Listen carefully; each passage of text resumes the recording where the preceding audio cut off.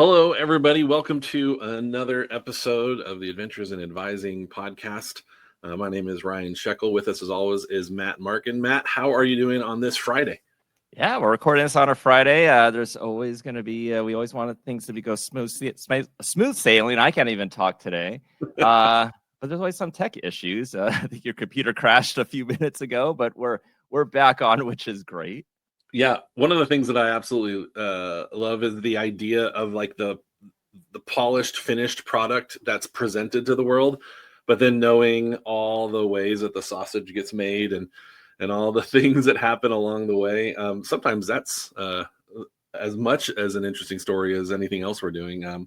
But I'm really excited to talk to our guest today. I don't know if I've ever expressed it this way before, but one of the absolute gifts that academic advising has given me is the people that we meet along the way. And every time I have a chance to talk with someone who I've known for a while, but from this perspective, I really appreciate it. So I'm looking forward to our conversation for this episode. Yeah, and this is someone that you actually have known for many, many years, someone that you respect, someone that I've only really known kind of through social media, someone that will be at the annual conference in Vegas in October, and someone that's been a huge supporter of the podcast as well. Yeah, absolutely. So today we have Temple Carter with us. I'm going to read, of course, Temple's bio, but for context, Temple, how long ago was it that we met? I'm trying to remember what state conference we were at. I feel like You're testing my memory this morning. It's a while. It had to be at the Texas A&M conference. Yeah, it was one of the Texas A&M conferences. I think it might have been Waco, and I'm thinking it might have been 2014. I'm not 100% sure, but so Temple is passionate about cultivating talent, and that's one of the things I've known for the whole time since I've known her. She wants to help academic advising professionals develop their skills, grow in their roles, and realize their full potential. She currently serves as the Director of Advising, Programming, and Development for the Texas A&M University System, where she designs professional development experiences for advisors across their 12-member institutions. Temple's journey into higher education has been anything but linear. We'll talk a lot about that today. She has a bachelor's degree in theater, specifically the directing perspective, and a master's in educational technology from Texas State University. She spent 18 years in higher ed working in academic advising, teaching, training, and program development before taking a leap into the corporate world. She honed her skills in leadership and organizational development through roles at CPS Energy, where she worked in leadership development, and at HEB, where she contributed to the organizational design team. These experiences broadened her perspective on talent cultivation and brought fresh insights back to her work in higher education. At her core, Temple is a storyteller and connector, someone who believes that investing in people is the most important way to transform institutions and student experiences.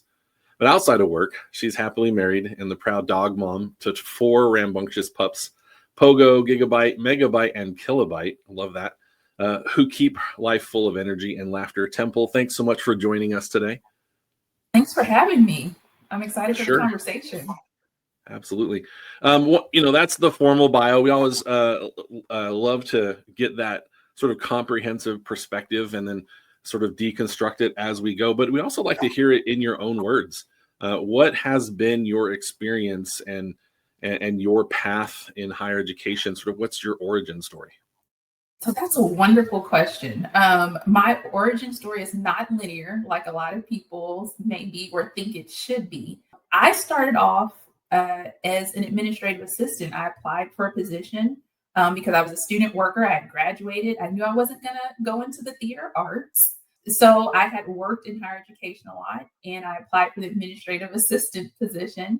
And in that time, my supervisor told me about an academic advisor position that would be becoming open. Funny enough, I was in college. I had an academic advisor, but I never thought of it as a career path. So it was great that she saw those elements in me that she thought would make me a great academic advisor. So started on that path and absolutely fell in love with it. Working with exploratory students, helping them find those aha moments, helping them find the major that they're interested in, that they're passionate about, it's hard to put into words how much I really enjoyed that experience. And after a little while, I started to notice another passion of mine, which is like the learning and development, that training and development side that I thought was really, really cool to put into academic advising, to say, how can we train our advisors better? And that moved me into more of a training and development role. And also at my time at Texas A, I noticed that I wanted to work with students in a different capacity. So I started my faculty position where I worked with students in career development, worked with everything from seniors to freshmen. And that was a wonderful experience that I think my advising background definitely helped with. And so I did that for about 5 years. And then a position became open at the University of Texas at San Antonio that wasn't like other positions. And it was being over the training and development, almost like the employee experience for their academic advisors at UTSA. And so that really interests me because you didn't see them back then that often. So I applied and got that position. And in that time, I learned a lot about not just training and development, but the hiring process, the thoughts that you should put in there to attract talent to, your institutions, thinking about their performance. What do they need to support the students? What resources do they need? Do they have the development tools that they need to thrive in their roles? And then also looking at how are they engaging in their positions to keep them motivated. So during that time, then the pandemic hit. And so higher education was kind of turned on its head. So a lot was going on for us to be in survival mode at that point. And at that time, I wanted to try something different. Something in me was like, this is the time to try something new. And I dipped my toe outside of higher education and applied for a position at CPS Energy for their leadership development team. I was nervous. I didn't think I would get it, but I got it. And it was probably one of the best opportunities in my career that I could say, because it allowed me to expand my resources, my knowledge.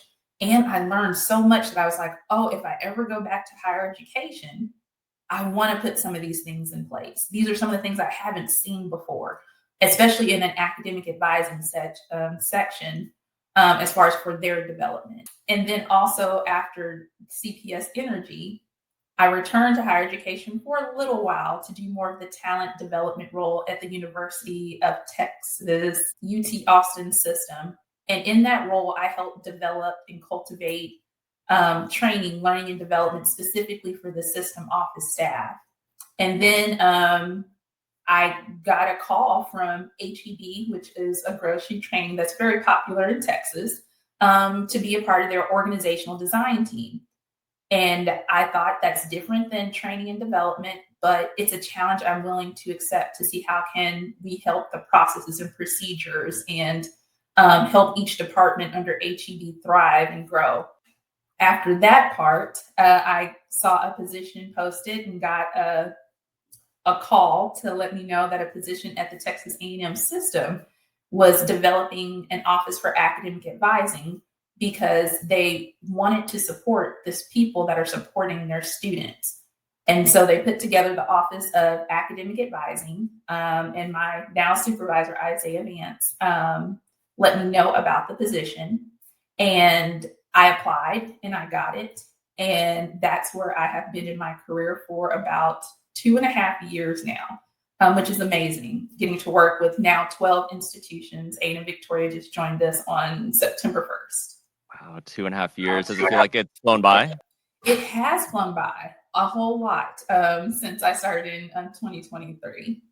Lots of great things and lots of knowledge to learn about the A&M system. I've been privileged to be able to work with the three different systems within the state of Texas, everyone being very different and having their own unique way of approaching higher education. Yeah. And you've mentioned your passion. You've mentioned wanting to cultivate talent. I was wondering, what lessons maybe from, because you've been in higher ed, outside of higher ed and corporate world, back to higher ed. I was wondering what lessons from CPS Energy and HEB have influenced maybe how you're approaching advisor training and organizational growth? So one of the ways at CPS Energy is they expanded my mind past just training and looking more at the professional development side. So with leadership development, I would say from CPS Energy, they had an emerging leaders program, which was more about the professional development side than necessarily just the training, the day-to-day things that you need to do your job and having that professional growth. So when I saw programs like that and having like a leadership library and encouraging your employees to do development outside of training, I was like, this is the type of mindset, this is the type of strategy we need to bring to academic advisors as well too. So that way they can bring their talents, because every individual advisor brings something different to their style to advise and to support students. And even at HEB with a different approach, since that wasn't necessarily under talent development, but just how do we structure our organizations? How do we structure our academic advising programs to maximize effectiveness and efficiency to support the advisor and the student?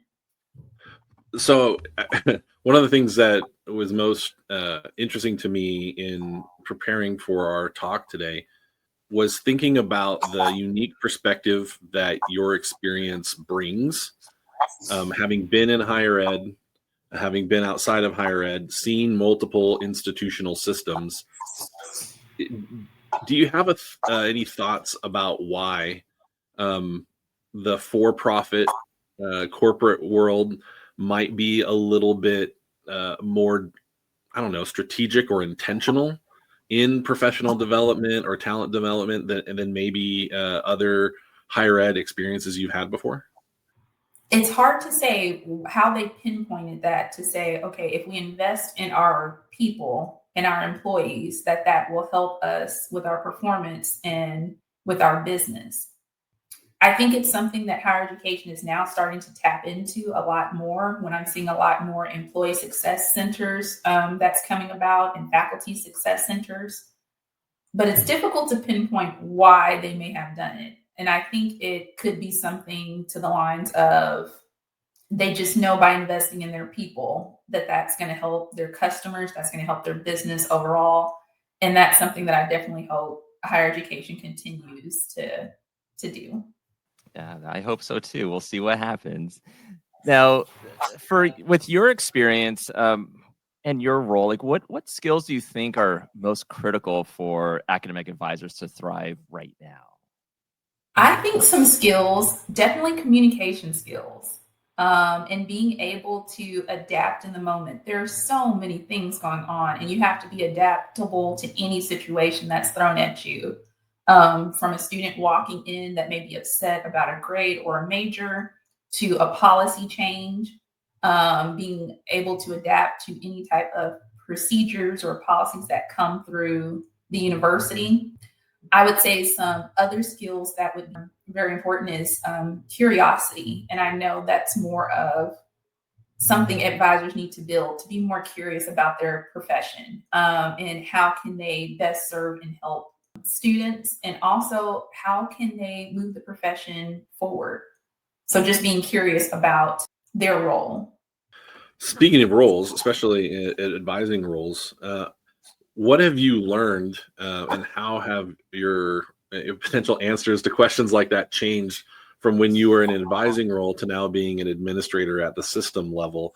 Those organizational levels, if you want to think of it like that. Anything in particular that stands out to you in the difference of the way you viewed things at the beginning to where you are now? I would say naturally things change as you get older, hopefully wiser. And I would say the way that I thought about academic advising when I first started, I can't believe I'm going to say this, in 2006, is that the sole focus that I had was on the student, as it should be. The student should be at our full focus. But the more I switched into different roles, the more I did realize that you have to support the people that are supporting our students. And so as I moved into the different positions, I started to think, okay, how can we do that? we're here for the students, but if our support system is burnt out, tired, don't have the resources they need to do the best work that they could do, the student is going to ultimately suffer the consequences of that. So I would say my scope kind of expanded from the student to the people supporting the students. I love the way you said that, because I've heard, when we're at conferences and I'll hear from other individuals that'll say like, yes, we're here for the student, but I don't feel like I have the support, or my supervisor says, well, everything we have to do is for the students, and no matter if that's extra work on your plate, now you have to figure it out. So I love that you say that, support those that are supporting the students. So I'm curious, because like from your bio, it's stating that you design professional development opportunities across 12 institutions in the Texas A&M system. So how do you go about doing that? That is a great question. I have great leadership who trust that I'm going to deliver and kind of try to make some magic happen. And what I mean by that is not putting me in a certain box to say you have to do it this way. But it starts with seeing what the institutions need, like doing a needs assessment.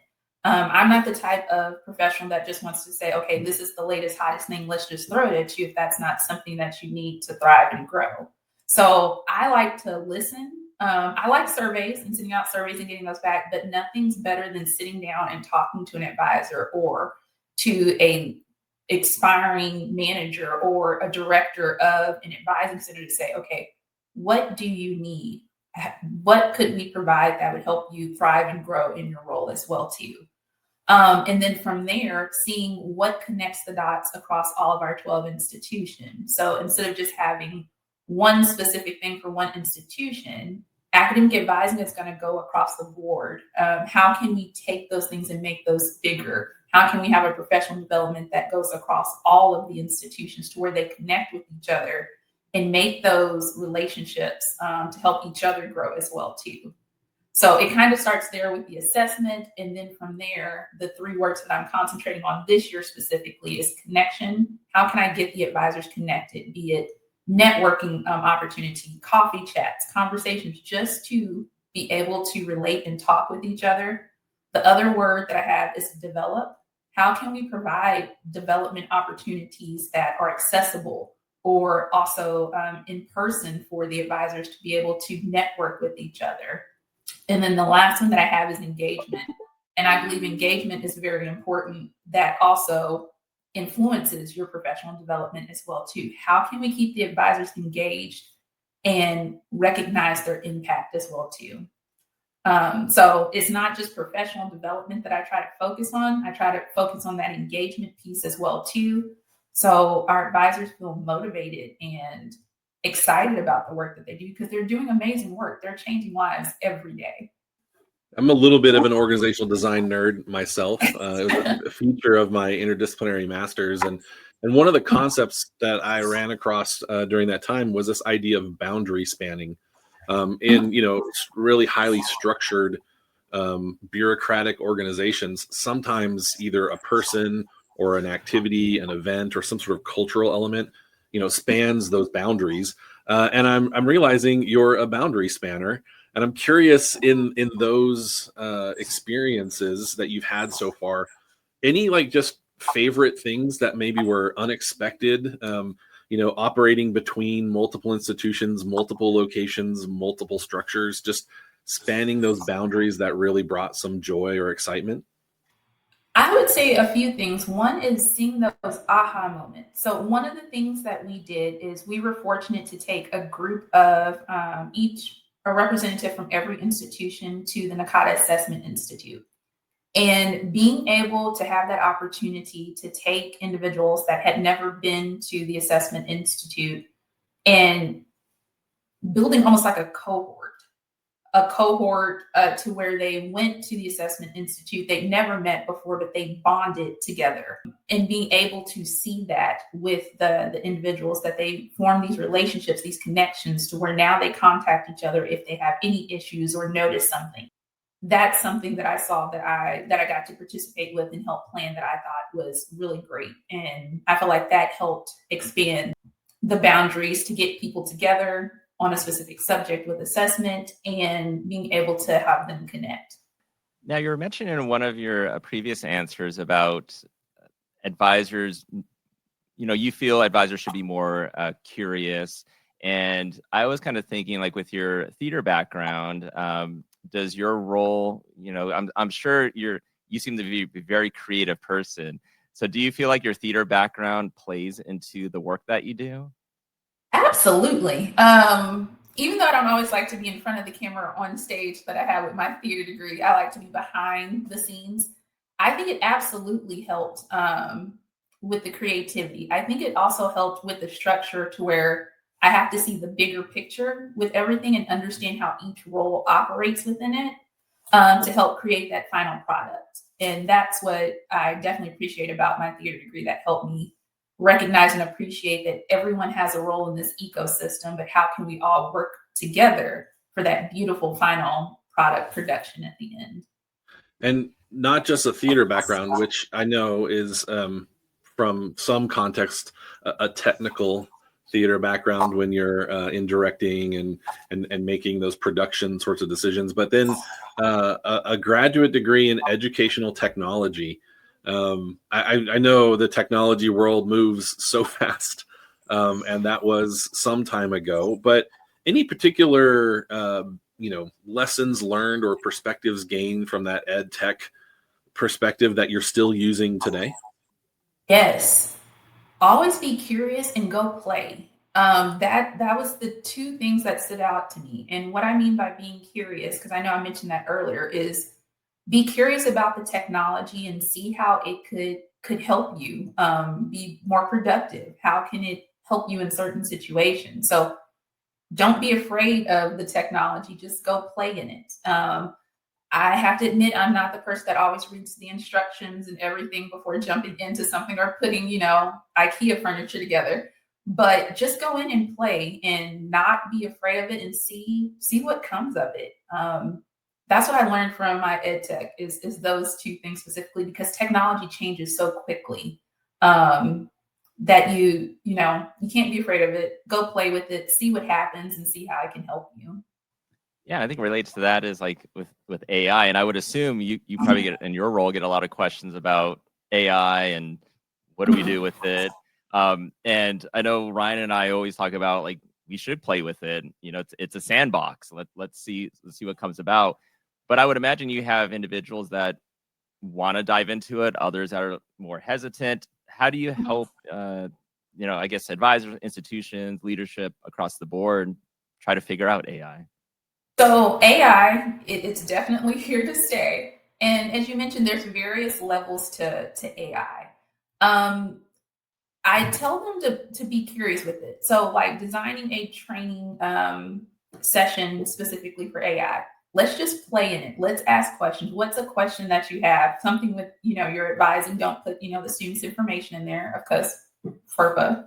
But let's be curious about it and play with it first. And let's talk about how people have used it in their day-to-day to work as far as like with advising. How can we share this knowledge base to say, AI is here, this is how I've been using it, so it's less strenuous on somebody who's new to it or intimidated by it if they hear other people say, this is what I've used it for.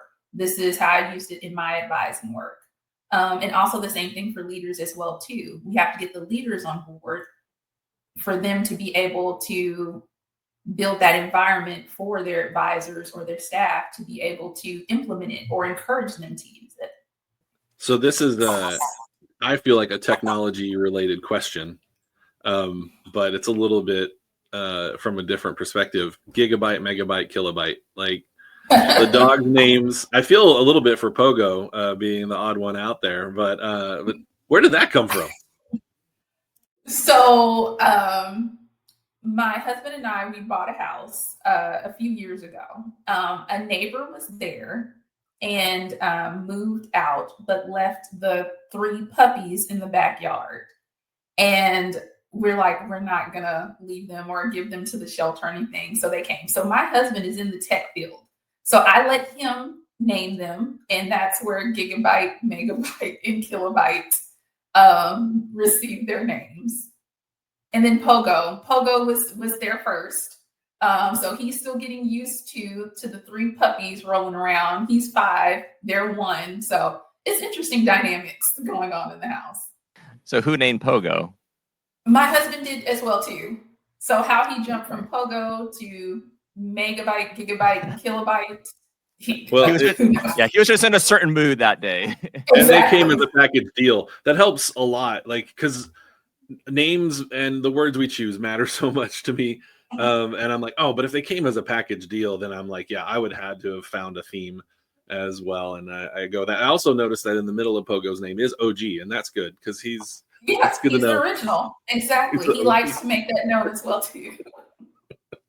Well, Ryan, how did your dogs get their names? Oh, so we have 2 litter mates, miniature schnauzers, and we had a miniature schnauzer before. Our niece had named her, and we had adopted her when they had changed some things at home, and she named the original miniature schnauzer that we had in our house Jewel. And then when we decided it was time to bring some new dogs into our home, we had the 2 litter mates, and we were looking for pair names, girls. We considered a lot, but we decided to go with the honoring Jewel and name them after jewels.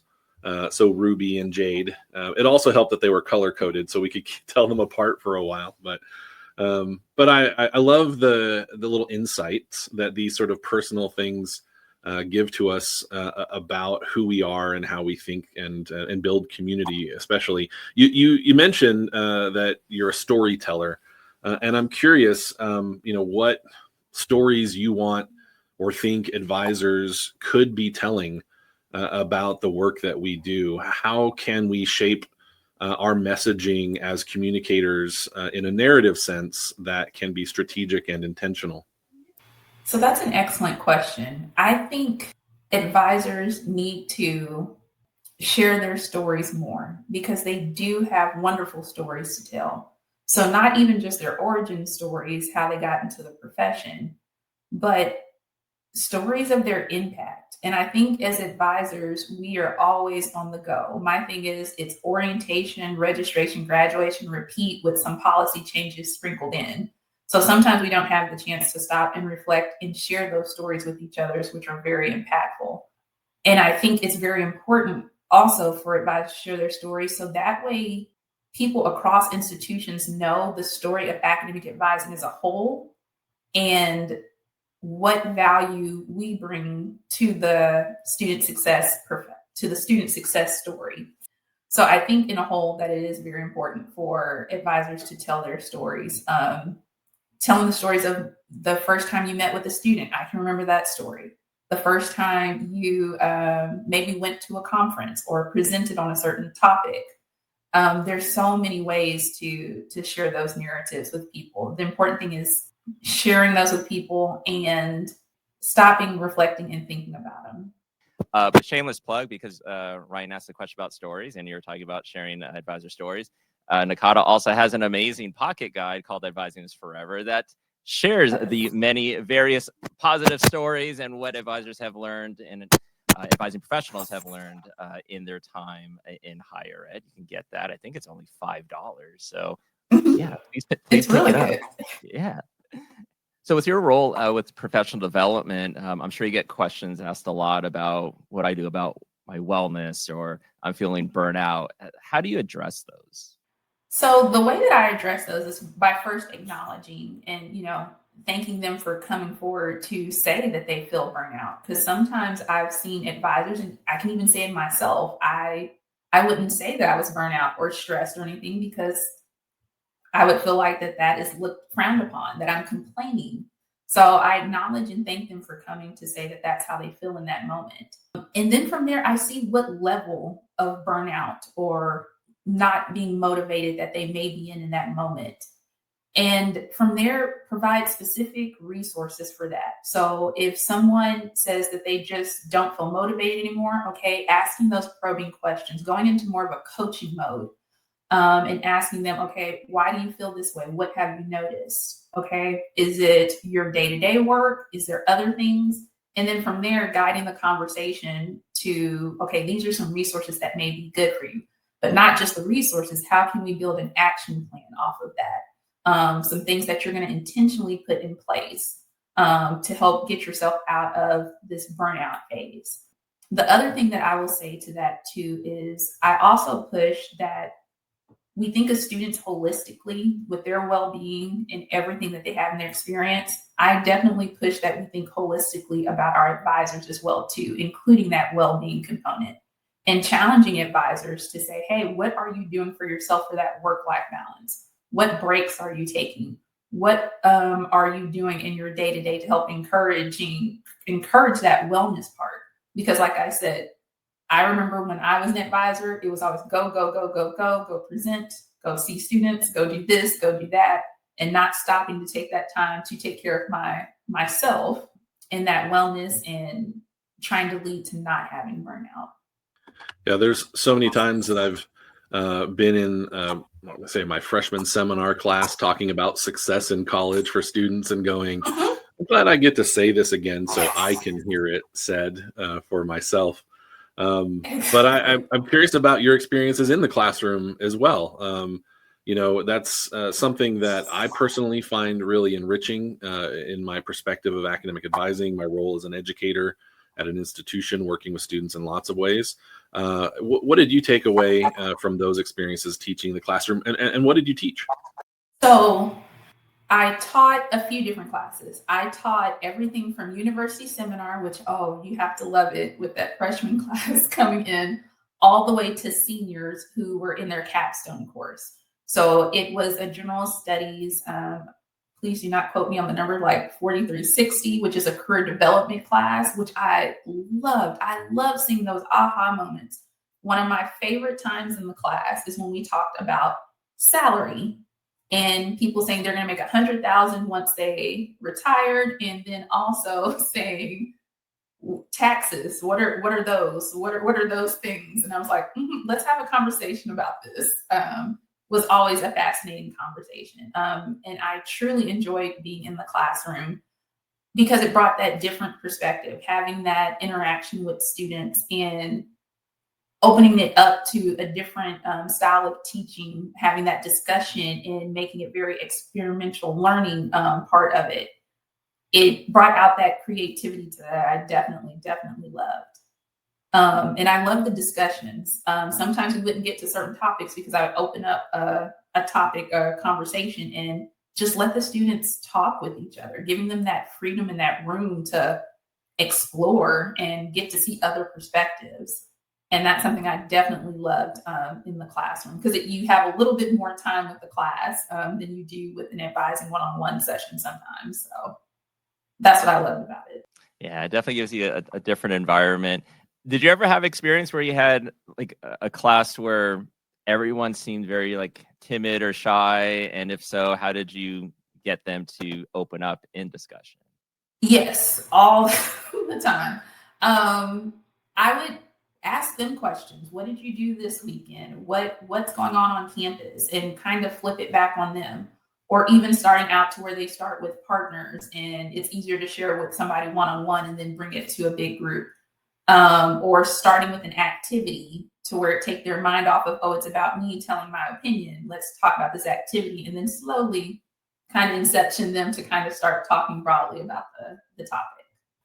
Speaking of teaching and in the classroom, in your 12 member institutions and your other roles or whatever, you share a little bit about your experience working with faculty advisors, those whose primary role is instructional, but they also have an advising capacity.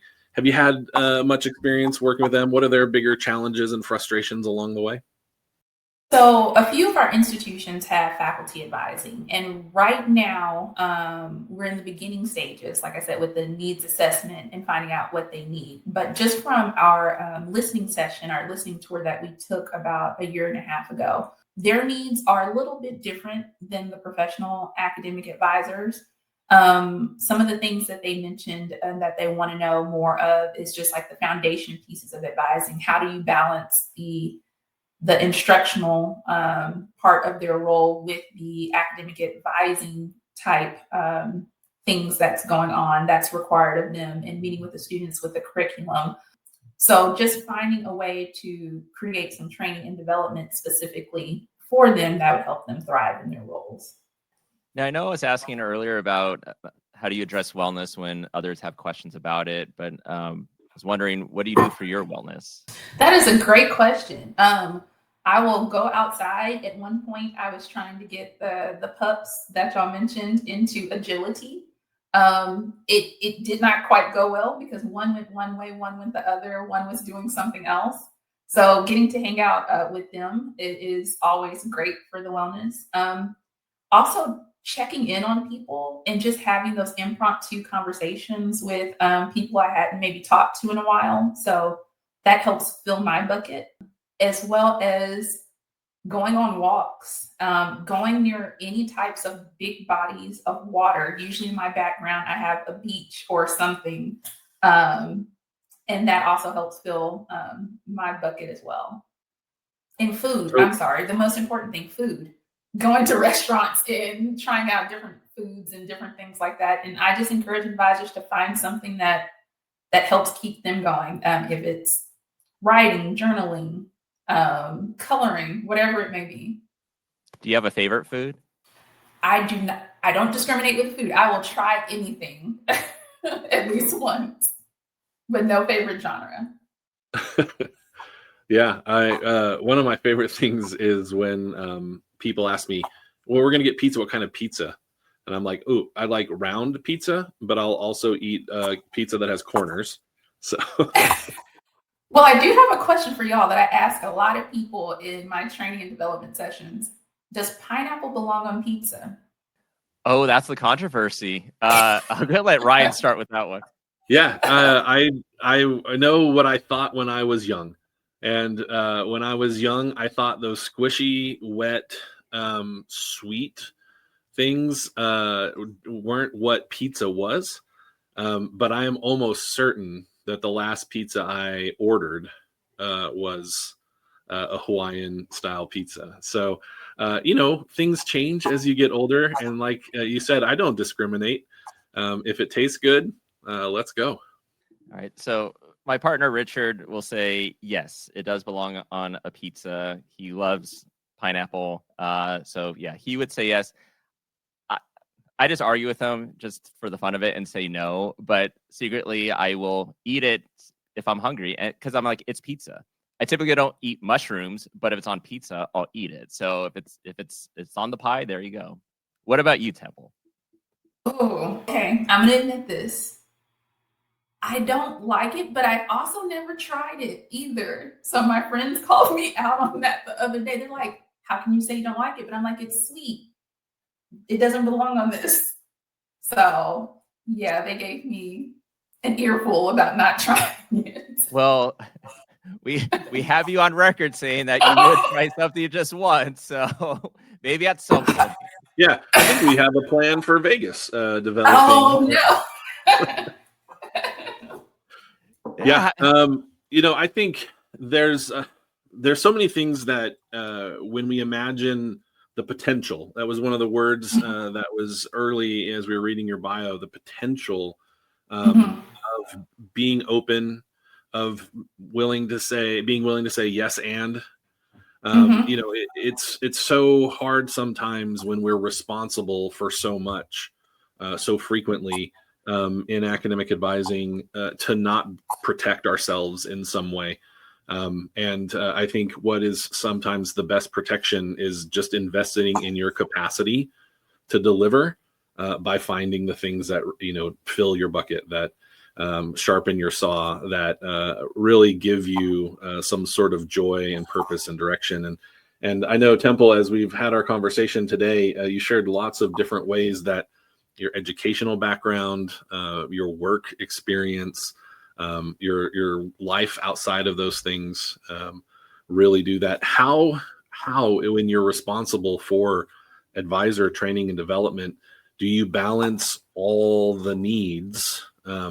Is there a particular strategy you found when developing organizational and intentional answers to these many needs? How do you address them all without getting overwhelmed by them? That's a wonderful question, because going back to what you said, I do feel like even as advisors, when I was an advisor, there were so many balls in the air juggling. I would say right now, the way that I organize or find priorities is by first starting with the department goals, and see how can I fit what I'm doing to help us accomplish our overall goals, what that's going to look like. And from there, that helps me decide what's a priority. Not saying all the requests and things that comes in is not a priority, but prioritize to say, okay, this is what I can commit to. And then letting some of the lower priorities know, hey, I want to work on this. I want to help you with this. I want to get to this, but it's going to take some time because I have to get to this first. So communicating with people so they know where they are on the list and that they're not forgotten. We care about them, but I have to get to this specific need first because it's going to help us reach this goal and then get to everything else.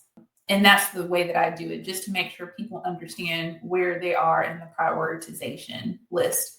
And also using tools like Asana, which is a project management tool. Love it because it sends me reminders, notifications, and it's very, very helpful to keep everything kind of in order and on task. Yeah, communicate, just keep people in the loop. Why is that such a hard concept for some people to to fathom? But Temple, we covered a lot of stuff in this interview. It's so great to talk to you virtually. I'm looking forward to seeing you in person in Vegas. You know, Ryan has spoken so highly of you, and so it was like, we got to have Temple on the podcast. So thank you so much for being on the podcast with us. Thank you for having me.